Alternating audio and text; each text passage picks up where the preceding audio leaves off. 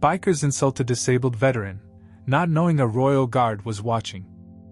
The early morning sun bathed the royal palace in a warm, golden light. Its towering gates, intricately designed with crests and emblems of a storied monarchy, stood as a symbol of tradition, pride, and honor. Frank Lawson, an 82-year-old disabled veteran, sat patiently in his wheelchair just outside the gates. His military uniform was immaculate, his medals gleaming under the sunlight like a constellation of bravery pinned to his chest. For Frank, this day was more than just an honor, it was a testament to a lifetime of service, sacrifice, and unwavering commitment to his country. Frank had always been punctual, arriving early to every event as a personal rule. He believed it was a sign of respect, not only for the occasion but for the people involved. Today, he had been invited to the palace to receive recognition for his years of dedicated service during a special ceremony hosted by the royal family.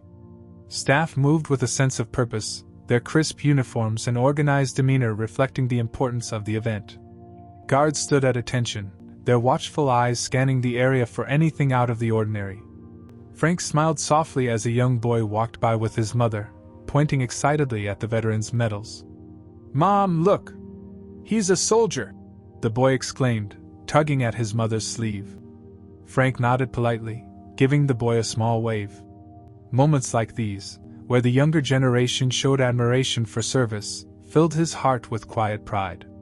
Yet, even as he savored the peaceful ambience of the morning, Frank couldn't shake a lingering feeling.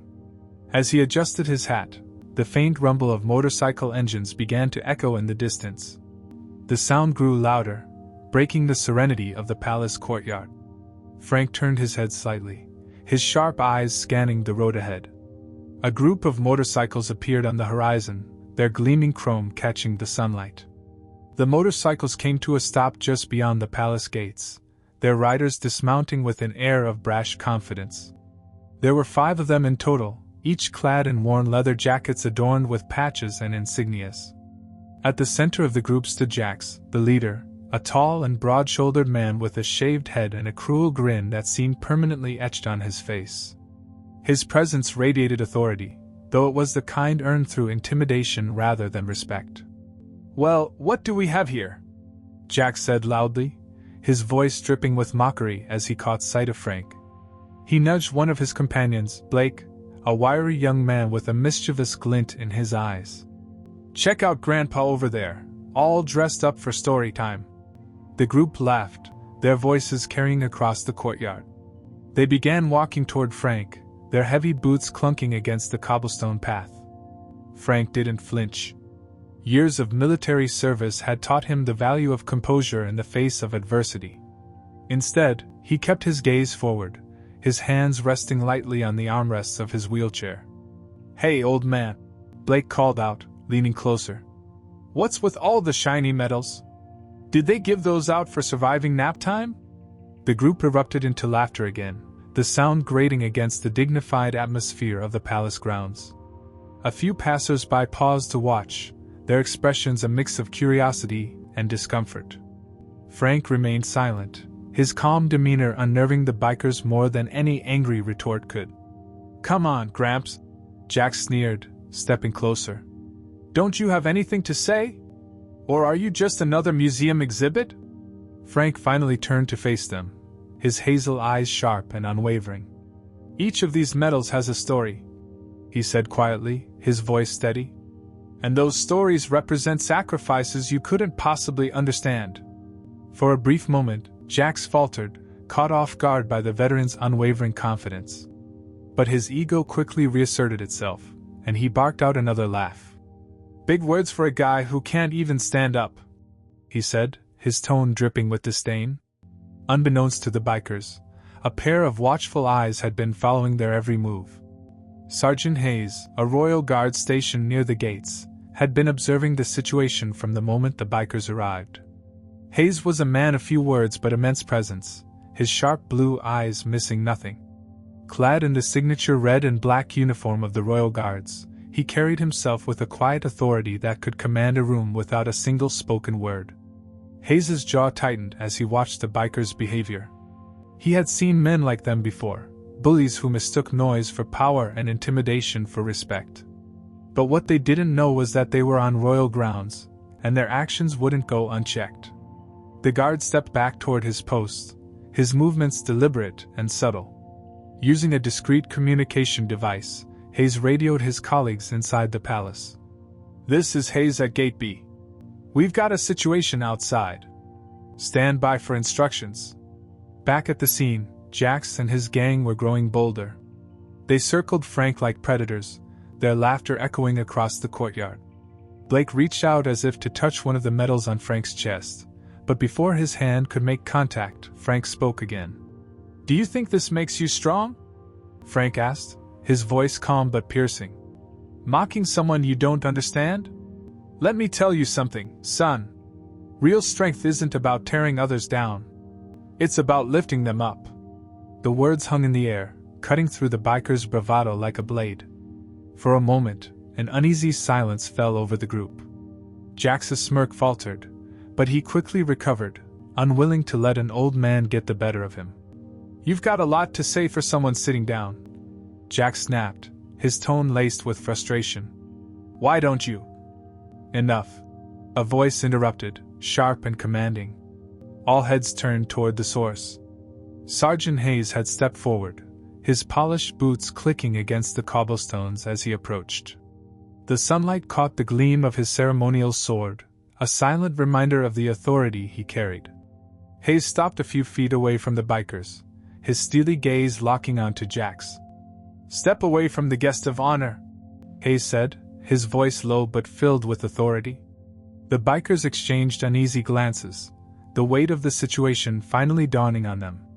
Jax tried to muster a retort, but the words died in his throat as Hayes took another step closer.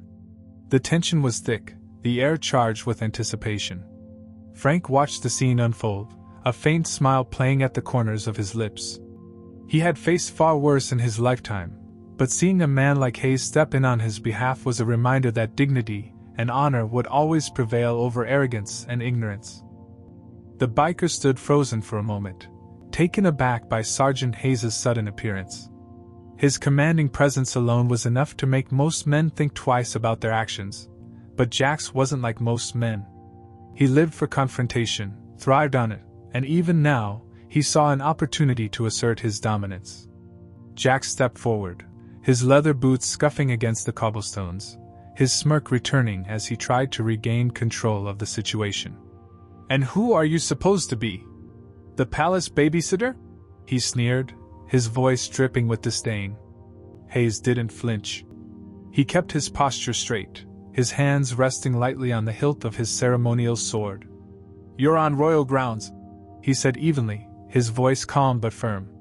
"Your behavior is not only disrespectful, it's unacceptable." But Jax wasn't ready to back down. He crossed his arms, his smirk widening. "Royal grounds, huh? So what, you're gonna lock us up for having a little fun?" He turned to his gang, his voice rising in mockery. "Look at this guy, acting like he's the king himself." The gang burst into laughter, their voices echoing across the courtyard. A few onlookers paused to watch, their expressions a mix of curiosity and discomfort. Hayes remained still, his sharp blue eyes fixed on Jax. He could feel the tension in the air, but he wasn't about to let the situation escalate any further. "Let me make this clear," Hayes said, his voice cutting through the bikers' laughter. "This man," he gestured to Frank, "is a guest of honor. You will treat him with the respect he deserves, or you will face the consequences." Blake, emboldened by Jax's defiance, stepped forward, his sneer matching his leader's. "And what consequences are those?" he taunted, his voice laced with bravado. "You gonna call the queen? Have us thrown in the dungeon?" The bikers laughed again, but their amusement was short-lived. Hayes took a deliberate step closer, his posture unyielding. "You've already crossed the line," he said, his voice steady. "But I'll give you one last chance. Leave now, or you'll be escorted off the premises, and trust me, you don't want that." Jax's smirk faltered for the briefest moment, but he quickly recovered, his ego unwilling to admit defeat. He turned back to Frank, who had been silently observing the exchange with his characteristic calm. "What's the big deal with you anyway, old man?" Jax asked, his tone mocking. "Why is everyone treating you like royalty?" Frank met Jax's gaze, his hazel eyes unwavering. "Because they understand the value of service," he replied quietly. "Something you clearly don't." The simple statement hit harder than any insult could have. For a moment, Jax seemed at a loss for words, his arrogance challenged by Frank's quiet dignity. But instead of backing down, he doubled down, his voice rising in frustration. "You think you're better than me, old man? Sitting there with your shiny medals like you're some kind of hero?" Frank didn't respond immediately. Instead, he let the silence stretch, the weight of his presence speaking louder than any words could. Finally, he said, "I don't think I'm better than anyone. But I've earned these medals. Can you say the same about anything in your life?" The question hung in the air like a challenge, and for the first time, the bikers seemed unsure of themselves. Jax opened his mouth to respond, but before he could, the gates of the palace swung open. The sound of the gates opening drew everyone's attention. A group of royal guards marched out with precision, their polished uniforms gleaming in the sunlight. Their synchronized movements and stern expressions left no room for misinterpretation. This was a show of authority, and it was not to be taken lightly. The guards formed a protective semicircle around Frank, their presence a silent but powerful statement of respect and protection. The bikers watched in stunned silence, their earlier bravado evaporating under the weight of the guards' disciplined formation. The lead guard stepped forward, bowing slightly toward Frank. "Mr. Lawson," he said, his voice filled with respect, "the royal family is ready to receive you." Frank nodded, a faint smile gracing his lips. "Thank you," he said simply. As the guards prepared to escort Frank into the palace, Jax found his voice again. "We were just joking around," he said, his tone defensive. "Didn't mean anything by it." Hayes turned to Jax, his expression unyielding. "There's a difference between a joke and disrespect," he said. "And you crossed that line a long time ago." Jax bristled but didn't respond. He knew better than to push his luck any further. The other bikers stood awkwardly, their earlier confidence replaced by visible discomfort. Frank glanced at Jax one last time before turning his wheelchair toward the palace gates. "Respect isn't something you demand," he said. "It's something you earn. Maybe one day you'll understand that." With that, Frank was escorted through the gates, the guards flanking him like an honor guard. The bikers were left standing in the courtyard, their arrogance replaced by a mix of shame and humiliation. As the scene unfolded, more onlookers had gathered, drawn by the unusual commotion outside the palace. Whispers spread through the crowd, their curiosity piqued by the presence of the royal guards and the unusual confrontation. "Who is he?" someone asked, pointing to Frank as he disappeared through the gates. "He's a veteran," another replied. "Looks like he's being honored today." "And the bikers?" a third person chimed in. "What were they doing?" The murmurs grew louder, the crowd's disapproval of the bikers' behavior becoming increasingly apparent. The bikers felt the weight of the stairs, their earlier confidence now a distant memory. Jax tried to shake it off, forcing a smirk as he turned to his gang. "Let's get out of here," he muttered, his voice lacking its usual bravado. But as they mounted their bikes, a woman from the crowd stepped forward. "You should be ashamed of yourselves," she said, her voice cutting through the murmurs. "Mocking a man who's done more for this country than you ever will." The crowd murmured in agreement, their disapproval palpable. Jax clenched his jaw but didn't respond.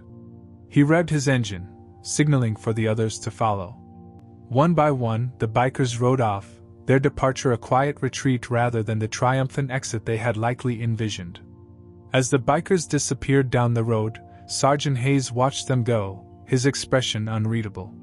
He turned back to the gates, where the last of the royal guards were filing inside after escorting Frank. Hayes felt a deep sense of satisfaction, not just from diffusing the situation but from seeing a man like Frank receive the respect he deserved. Hayes adjusted his hat, his gaze lingering on the now quiet courtyard. He knew men like Jax, bullies who mistook noise for power and arrogance for strength. Frank's wheelchair rolled smoothly across the polished marble floors of the palace's grand hall. The magnificence of the place was overwhelming, towering columns adorned with gold accents, intricate chandeliers sparkling overhead, and walls lined with portraits of monarchs past. Yet, despite the grandeur, Frank's focus remained steady. Today was not about the splendor of the surroundings, but the recognition of a life devoted to service. The royal guards flanked him as they led the way to the central chamber, where members of the royal family awaited. Along the route, staff and dignitaries paused in their tasks, offering respectful nods and warm smiles. Frank acknowledged them with a polite nod, though he couldn't help but feel a touch of nervousness. His humility made him question whether he truly deserved all this attention. As they approached the chamber, the grand double doors opened to reveal an expansive room filled with elegantly dressed guests. At the center of it all stood the royal family, their presence commanding yet welcoming. The crowd fell silent, their attention drawn to Frank as he entered. The moment was surreal, and for a brief second, Frank's normally steady composure wavered. "Mr. Lawson," a deep, warm voice greeted. It was Prince Edward, a tall figure with a kind smile. He stepped forward, extending his hand. "It's an honor to have you here today. On behalf of the royal family and the nation, I thank you for your service." Frank shook the prince's hand, his grip firm despite his age. "The honor is mine, Your Highness," he replied, his voice steady but laced with emotion. "I served because it was my duty, not for recognition." The prince smiled. "That humility is precisely why you deserve this moment." As the prince stepped aside, the queen herself approached. Dressed in a regal yet understated gown, she radiated grace. "Mr. Lawson," she said, her voice gentle but commanding, "your courage and dedication have inspired generations. Today, we honor not just your service but the values you represent: honor, integrity, and resilience." Frank felt a lump in his throat as he bowed his head slightly. "Thank you, Your Majesty. I'm deeply grateful." The room erupted into applause as Frank was guided to a platform at the front of the chamber. On a nearby table rested a beautifully crafted medal, specially commissioned for the ceremony. As the queen prepared to present it, a dignitary stepped forward to recount Frank's accomplishments. "Mr. Lawson served with distinction during one of the most challenging conflicts of our time," the dignitary began. "His bravery in the face of danger, his commitment to his comrades, and his unwavering sense of duty embody the very best of what it means to serve." As the dignitary spoke, images of Frank's past flashed through his mind: the camaraderie of his unit, the harsh realities of war, and the bittersweet mix of triumph and loss. He had endured so much, not for glory but because he believed in protecting the freedom of others. Today, hearing his story told to a room of strangers, Frank felt a deep sense of validation. The queen stepped forward, the medal in her hands. "With this, we honor your sacrifices and celebrate the legacy you leave for future generations," she said as she placed the medal around Frank's neck. The applause was thunderous, and for the first time in years, Frank allowed himself to shed a tear. As the ceremony continued, Frank sat quietly, absorbing the moment. The speeches, the applause, and the heartfelt gratitude of the royal family were overwhelming, but what struck him most was the respect he felt in the room. It wasn't about grandeur or pomp, it was about acknowledgement. In this moment, he felt seen, not as an old man in a wheelchair but as a man who had lived a life of purpose. His thoughts wandered briefly to the bikers outside. Their taunts had been cruel, but Frank harbored no resentment. Instead, he felt a sense of pity for them. They hadn't lived long enough or experienced enough to understand the depth of the values he held dear. Perhaps today's events would teach them something. Frank believed in redemption. After all, he had seen it time and again during his years of service. Later, as the formalities wound down, Sergeant Hayes was escorted into the chamber. Spotting Frank across the room, he approached with a smile, pausing to bow respectfully to the royal family before addressing the veteran. "Mr. Lawson," Hayes said, his tone warm but professional. "It's good to see you here where you belong, among those who respect your service." Frank chuckled softly. "I owe you for stepping in earlier. Those boys didn't know what they were dealing with." Hayes nodded. I've seen their kind before. Loud, brash, and looking for attention. But they left with a lesson today, and I think it'll stick. Frank's eyes twinkled with amusement. I hope so. They've got potential, they just don't know how to use it yet. The two men shared a laugh, a brief but meaningful connection forming between them. For Hayes, Frank represented everything he aspired to be: honorable, composed, and steadfast. For Frank, Hayes symbolized the next generation of protectors, carrying forward the values he had lived by. As the event came to an end, Frank was presented with a small, handwritten note from the Queen herself.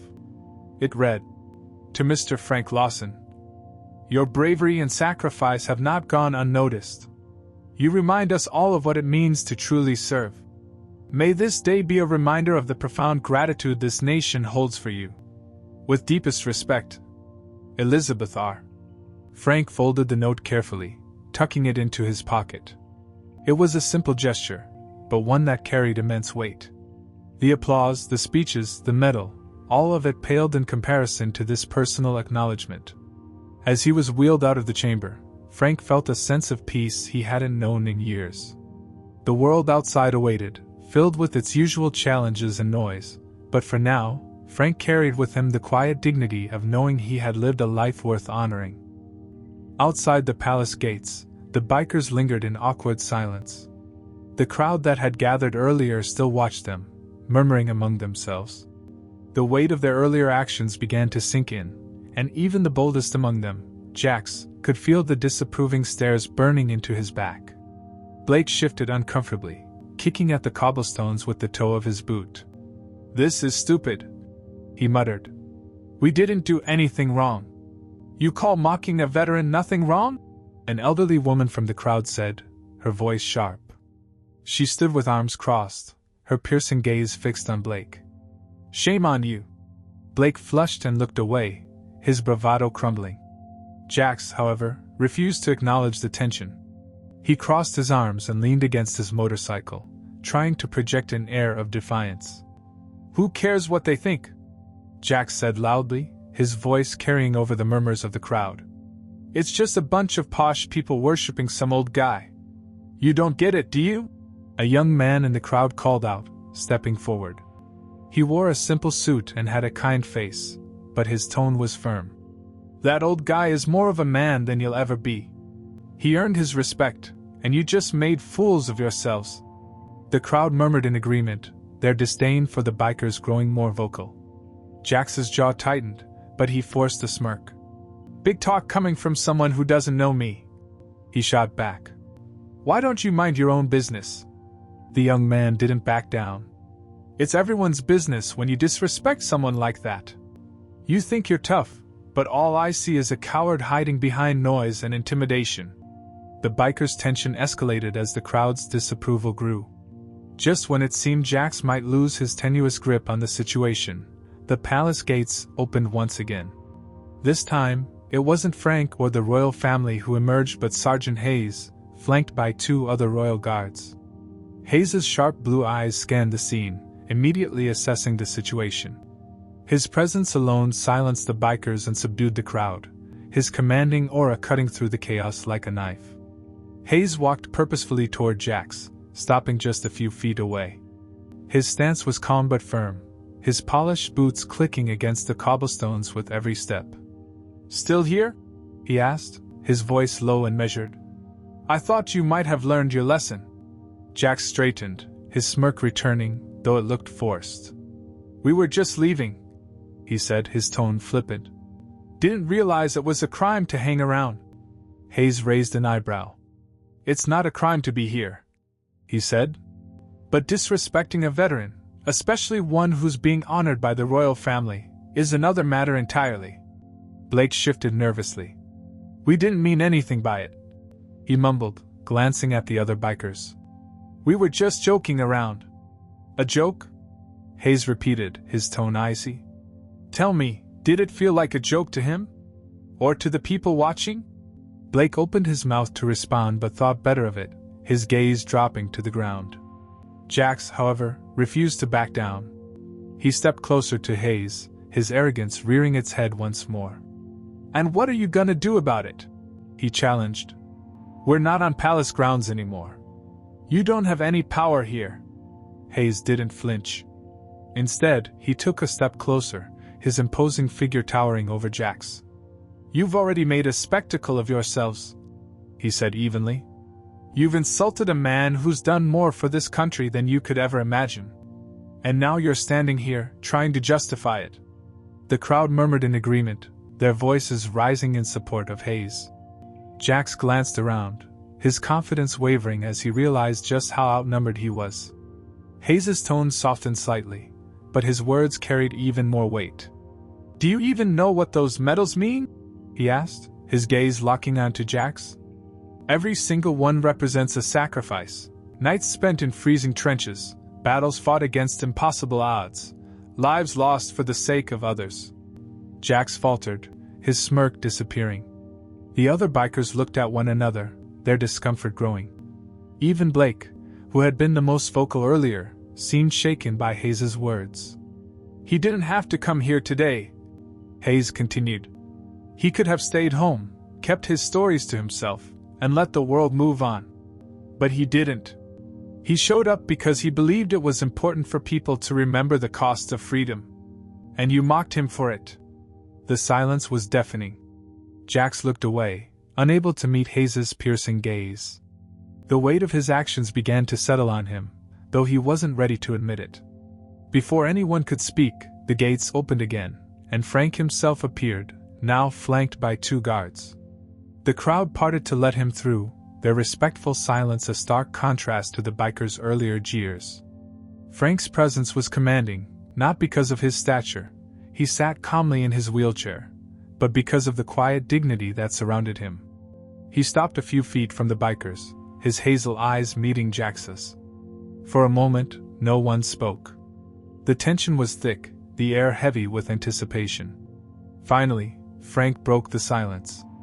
"I heard you had something to say to me," he said, his voice calm but firm. "So go ahead. Say it." Jax hesitated, his earlier bravado completely gone. He looked at his gang for support, but they were as silent as the crowd. Finally, he sighed, his shoulders slumping. "We were wrong," he muttered, his voice barely audible. "We shouldn't have said what we did." Frank tilted his head, studying Jax carefully.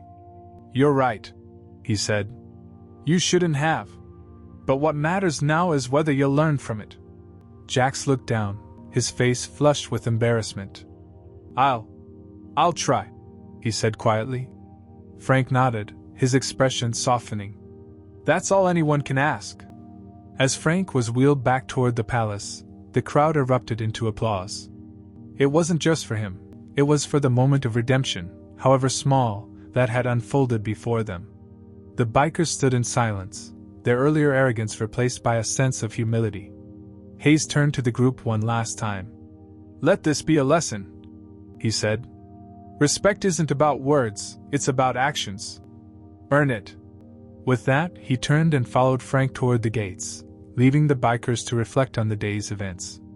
As they mounted their motorcycles and rode away, they carried with them the weight of a lesson they would never forget. The hum of the bikers' engines filled the air as they rode away from the palace grounds. Unlike their earlier arrival, marked by loud laughter and brash arrogance, their departure was silent and subdued. Jax led the group, his expression unreadable behind his dark sunglasses, while the others followed closely, exchanging glances of unease. The events of the morning had shaken them, though none were willing to say it out loud. After several minutes on the road, Jax signaled for the group to pull over at a small roadside cafe. They parked their bikes and dismounted, the usual swagger in their movements noticeably absent. Blake, who had been unusually quiet, finally broke the silence as they sat down at a table. "What just happened back there?" he asked, his voice tinged with frustration. "That old guy and that guard. They made us look like idiots." "We were idiots," muttered Mason, the quietest member of the gang. His comment drew surprised looks from the others, but he didn't back down. "Think about it. What did we even gain by mocking that guy?" "Nothing," Blake bristled. "We were just having fun." he argued, though his tone lacked conviction. It's not like we hurt anyone. Jax leaned back in his chair, rubbing his temples. He wasn't used to feeling this way, unsettled, unsure of himself. The words of Sergeant Hayes and Frank Lawson echoed in his mind, chipping away at the defenses he had built over years of trying to prove himself. You think he was lying? Jax asked suddenly, breaking the uneasy silence at the table. The others looked at him in confusion. Who? Blake asked. Frank, Jax replied, his voice quieter than usual. That stuff he said about his medals? You think he was making it up? Mason shook his head. Why would he? A guy like that doesn't need to prove anything to us.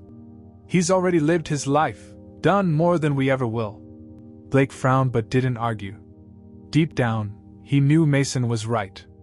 Frank's quiet confidence, the way he had carried himself despite their taunts, had been humbling. The contrast between their arrogance and his dignity was glaring. You saw how everyone looked at him.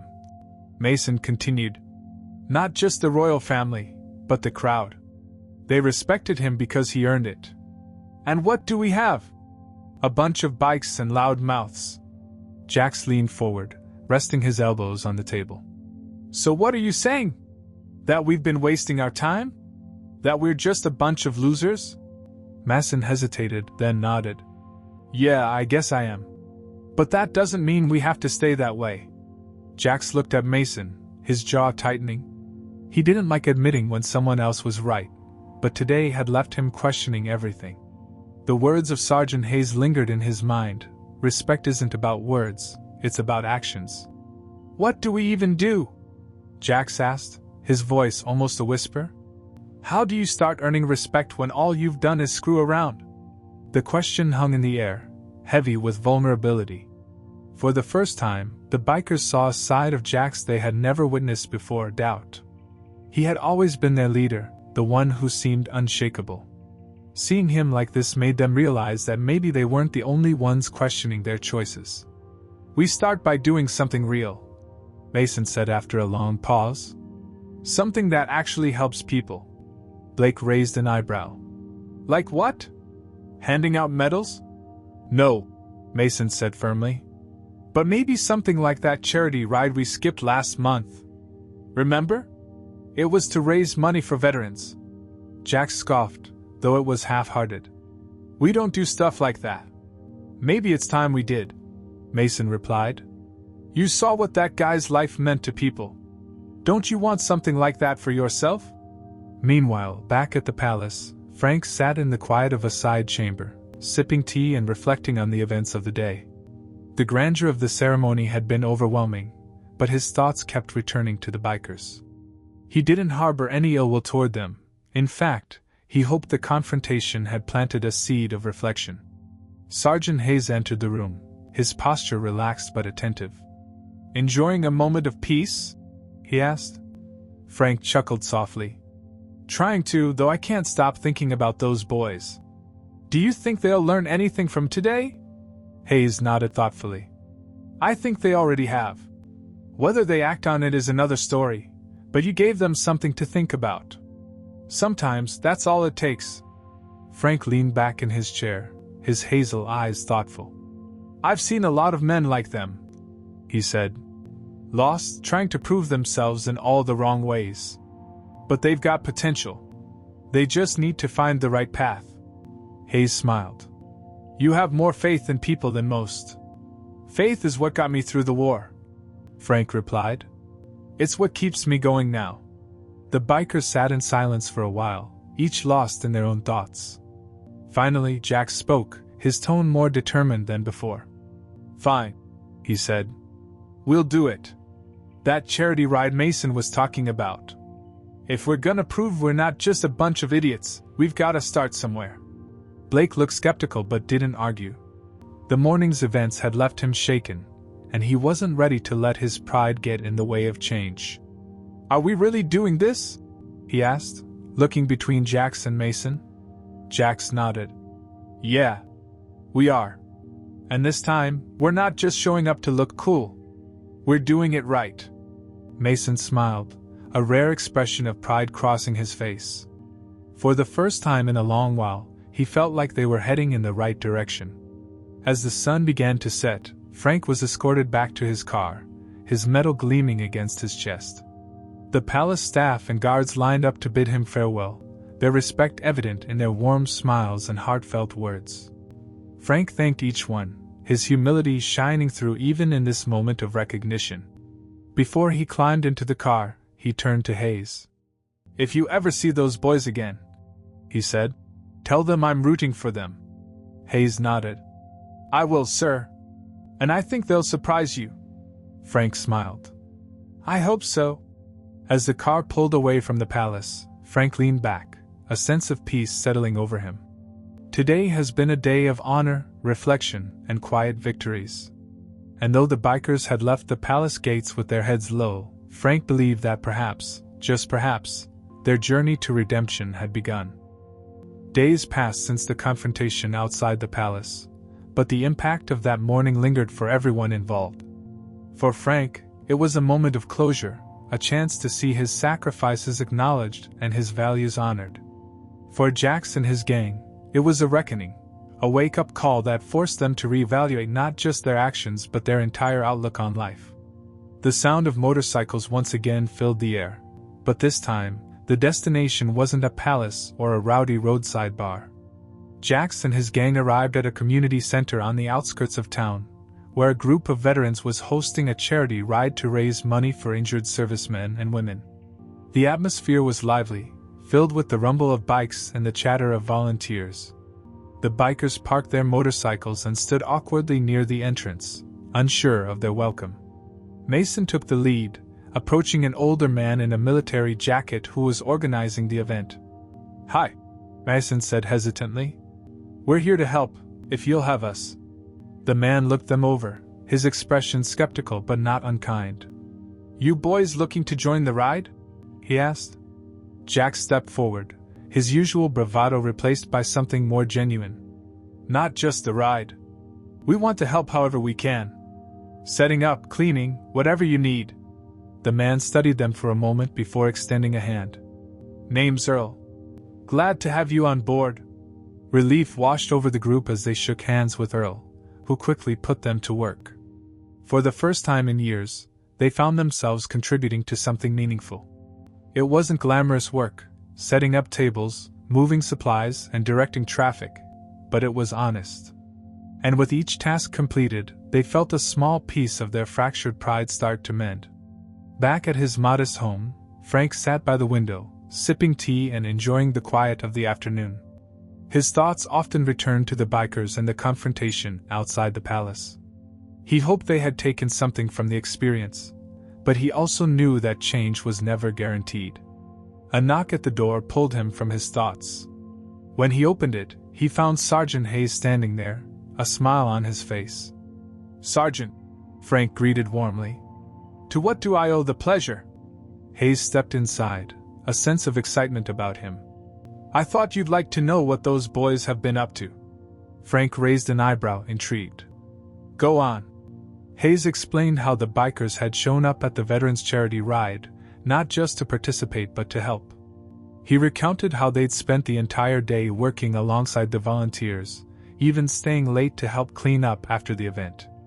"They've been back twice since," Hayes added. "And from what I hear, they're planning a ride of their own to raise funds for local veteran housing." Frank listened intently, a warm smile spreading across his face. "Well, I'll be damned," he said softly. "They're turning it around." Hayes nodded. "Looks like you got through to them, sir. Your words, and your example, did more than you might have realized." The bikers' transformation didn't happen overnight, but it was genuine. They continued to volunteer at veteran events, each visit chipping away at the rough edges of their reputations. Jax, in particular, found himself reflecting on Frank's words often. He wanted to prove, to himself and others, that he was capable of more than just causing trouble. Months later, the gang organized their first charity ride. Riders from all over the region showed up to participate, the proceeds going to a local organization that provided therapy and housing for injured veterans. The event was a resounding success, and for the first time, Jax felt a sense of pride that wasn't tied to intimidation or bravado. As the ride came to an end, Jax stood before the crowd, holding a microphone with trembling hands. "I just want to say thank you," he began, his voice steady despite his nerves. "To the veterans who've served this country and to everyone who came out today to support them. We've got a long way to go, but we're learning what it means to earn respect, and it starts by giving it." The crowd erupted into applause, and for Jax, it was a moment he would never forget. Frank heard about the charity ride from Hayes and read about it in the local paper. As he sat in his favorite chair, the article in his hands, he couldn't help but feel a deep sense of satisfaction. He hadn't set out to change anyone's life that day outside the palace, but knowing that his example had sparked something in those young men filled him with quiet pride. The phone rang, and when Frank answered, Hayes's voice came through. "You'll never guess who just dropped off a thank you letter for you." "Let me guess," Frank said with a chuckle. "Jax and his crew?" "You got it," Hayes replied. "They said they're working on something big and wanted you to know it's because of you." Frank shook his head, a smile tugging at his lips. "Tell them they're welcome, and tell them I'm proud of them." As the sun set on another day, Frank sat by the window, watching the golden light fade into dusk. Life had taught him many lessons, but one stood out above all. True strength wasn't about power or noise. It was about character, respect, and the courage to change. For Jax and his gang, the journey was just beginning. But for Frank, knowing he had played even a small part in their transformation was enough. He had lived a life of service, and now, as he approached the twilight of his years, he could rest knowing that his legacy wasn't just in medals or ceremonies. It was in the lives he had touched along the way. And that, to Frank, was the greatest honor of all.